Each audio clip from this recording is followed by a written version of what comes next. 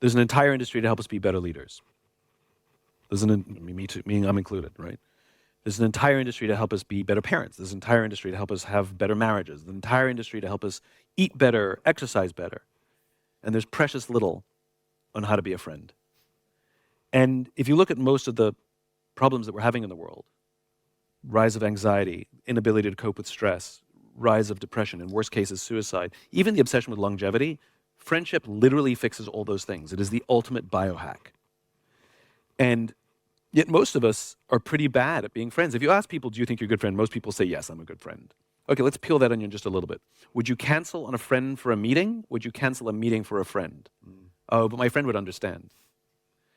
And you discover pretty quickly that we're mostly pretty crap at friendship. We might make friends, but do we foster friends? And if you look at the most successful married couples or long-term couples, the couples that you're like, I want a relationship like theirs, if you ask them all, what's your secret? They all say the exact same thing. It's hard work and we do the work. How many people in a friendship say it's hard work and we do the work? And it is amazing what friendship does. So one of the questions I very often get when I speak to corporate audiences is, what are the most important, characteristics of great leaders? Vision, charisma, right? I've met some great leaders who don't have big Steve Jobs visions. I've met some great leaders that they don't fit the standard definition of charisma. They're the quiet one in the corner. You'd never know that they were the leader. But there's one characteristic I'm incredibly comfortable at saying all great leaders have, and it's courage. Because leadership is really hard. Courage to put long-term ahead of short-term.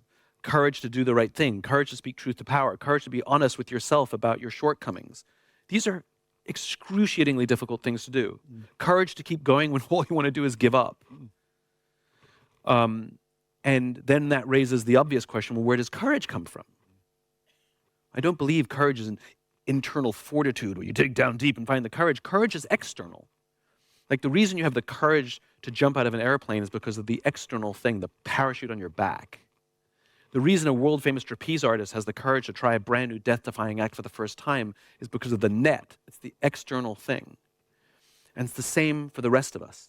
We have the courage to do extraordinarily difficult things or keep going in the face of horrible pain and adversity when we have at least one person in our lives who says, I got your back. You can do this. And if everything goes south, I'll still be here. That's called a friend. And if you have one close friend,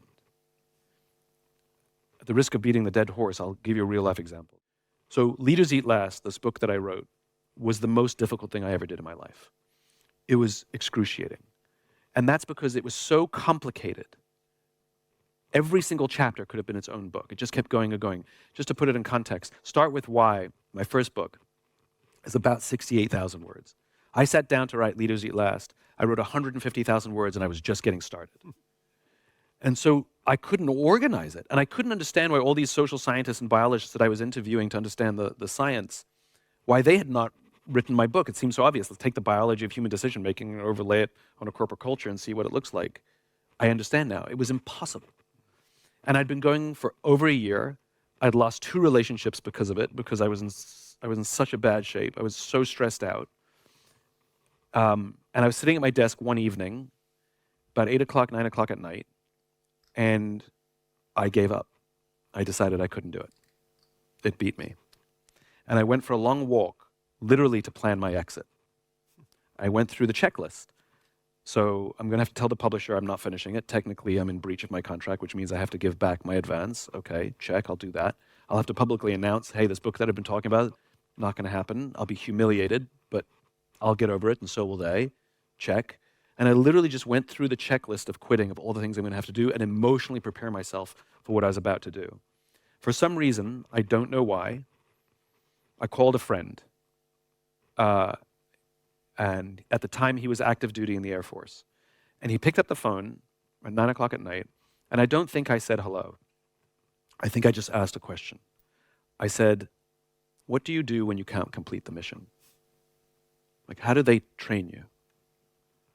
And as is his nature, he told me a story. And he told me a story of when he was in the Air Force Special Forces. He was still in the Air Force Special Forces. And they had a mission. He flew helicopters, and they had a mission in Afghanistan, and all the intelligence said that the air defenses were too good and they were all going to die. They were all going to get shot down. And this wasn't like a kill Hitler mission where you're going to kill Hitler but you're all going to die. This was like you're all going to die and the mission will fail. Literally just pointless. And they were prepping their helicopters ready to go on this mission. And his wingman turns to him and says, they got wives, they've got kids. Turns to him and says, what do we do? Do we refuse to go? We know what's going to happen. We know the outcome. Do we just say we're not going to do it? And my friend turned to him and said, this is what we signed up for. We go. Obviously, cooler heads prevailed and they scrubbed the mission. And he said to me, is this book more or less powerful than Start With Why? I said, the research I'm doing has been incredibly powerful. I actually think I've become a better version of myself because of this book than the first one. He goes, okay, let me tell you something. Before I met you, I became completely disillusioned with the Air Force. I wanted out. And I read this kooky little book called Start With Why.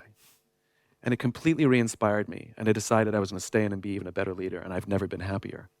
He says, if you're telling me that this book is more powerful, he says, you have no choice. Yeah.